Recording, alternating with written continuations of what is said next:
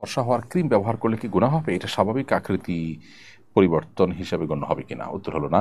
ফর্সা হওয়ার ক্রিম ব্যবহার করলে আসলে আমাদের আকৃতি পরিবর্তন বলতে যেটা বোঝায় সেরকম কিছু হয় না বিধায় এটা ব্যবহার করা হারাম হবে না। তবে আমরা যখন প্রসাধনী ব্যবহার করব সতর্ক থাকতে হবে এগুলোতে হারাম কোনো উপাদান আছে কিনা। আমরা খাদ্য গ্রহণের ক্ষেত্রে পানীয় গ্রহণ করার ক্ষেত্রে হালাল হারাম বাছ বিচার করলেও আমরা অনেকেই জানি না যে প্রসাধনী ব্যবহারের ক্ষেত্রে হালাল হারাম বাছ বিচার করার বিষয়টা রয়েছে। আপনি দেখবেন যে ইয়াহুদি যে পণ্যগুলো বয়কট করার জন্য আহ্বান করা হয় তাদের পণ্যগুলোর তালিকার মধ্যে সবচেয়ে দীর্ঘ তালিকা হলো এই প্রসাধনী রিলেটেড পণ্যগুলো। এই পণ্যগুলোর মাধ্যমে অনেক হারাম বস্তু আমাদের শরীরে প্রবেশ করানো হয়ে থাকে। আমরা এগুলো যখন ব্যবহার করি নানাভাবে এগুলো আমাদের শরীরে প্রবেশ করে, আমরা সেই দিকটাকে অনেকে খেয়াল করি না। অতএব সেখানে হালাল হারাম বিষয়টাকে বিশেষভাবে আমাদের বিবেচনা আনতে হবে। তবে মৌলিকভাবে ফর্সা হওয়ার ক্রিম ব্যবহার করাটা নিষিদ্ধ নয়। আব্দুল্লাহ আল মাহমুদ আপনি লিখেছেন, আমার মা আমার বাবাকে ডিভোর্স দিয়ে চলে যান যখন আমার বয়স 5 বছর এবং আমার ভাইয়ের 7 বছর চলে। এরপর আমার বাবা আবার বিয়ে করেন। আমার সৎমা খুব ভালো, উনি আমাদের আজকে 14 বছর ধরে খুব যত্ন সহকারে লালন পালন করেন। গত 3-4 বছর আগে আমার আপন মা আমাকে বলেন উনি আমাদের কাছে আসতে চান, এখন আমাদের করণীয় কি? আব্দুল মাহমুদ, আপনি আপনার সৎমা যিনি যিনি আপনাকে লালন পালন করছেন তার প্রতি আপনি কৃতজ্ঞ, এটা ভালো। তিনিও আপনার এক প্রকারের মা, সেটা এবং তার অবদান আছে সেই হিসাবে আপনি তার প্রতি কৃতজ্ঞ হতেই হবে, সেটা ঠিকই আছে।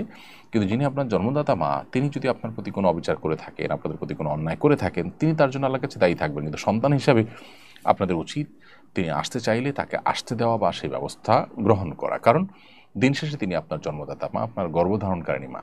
অতএব আপনাকে গর্ভধারণ করেছেন, দুনিয়ার আলো দেখতে ভূমিকা রেখেছেন, কষ্ট করেছেন, এটুকুর জন্য হলেও তার প্রতি আপনাদের কৃতজ্ঞ থাকতে হবে। সবচেয়ে বড় কথা হলো মা বাবার প্রতি সদয় হওয়া, তাদের প্রতি সদাচরণ করা, তাদের প্রতি দায়িত্বশীল হওয়া, তাদেরকে শ্রদ্ধা করা, ভালোবাসা, তাদের হকগুলোকে আদায় করার নির্দেশ আল্লাহ তাআলা আমাদেরকে দিয়েছেন। এটা কিন্তু বিনিময়ে না, অর্থাৎ মা বাবা দিয়েছেন তাই আমাকে দিতে হবে, মা বাবা যদি আমার প্রতি অসদাচরণ করেন তাহলে আমি আর সদাচরণ করবো না, ব্যাপারটা এরকম না। এটা গিভ অ্যান্ড টেকের ব্যাপার না, গিভ অ্যান্ড টেকের সম্পর্কটা অন্যদের সাথে, আর এখানে এটা তাদের মা হওয়ার কারণেই তার প্রাপ্য হয়ে গেছে।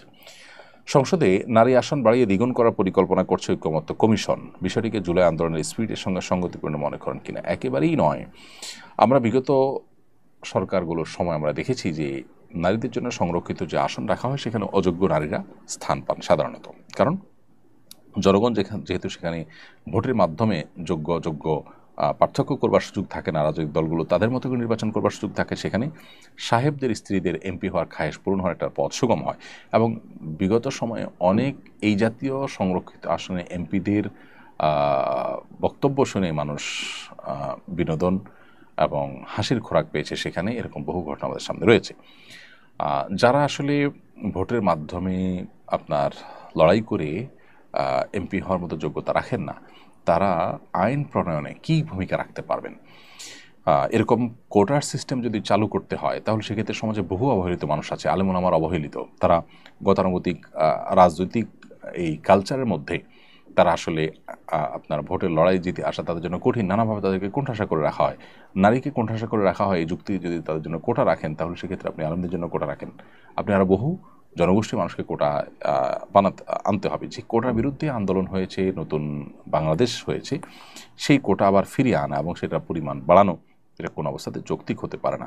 ঐক্যমত্য কমিশনের এই কাজের তীব্র নিন্দা জানাচ্ছি, আমরা বিরোধিতা করছি। আমি মনে করি আমার মতো আরও বহু রাজনৈতিক দল ব্যক্তিও এটা বিরোধিতা করেছে। আশা করি যে তারা সেটাকে আমলে নেবে এবং গুরুত্বের সাথে দেখবে।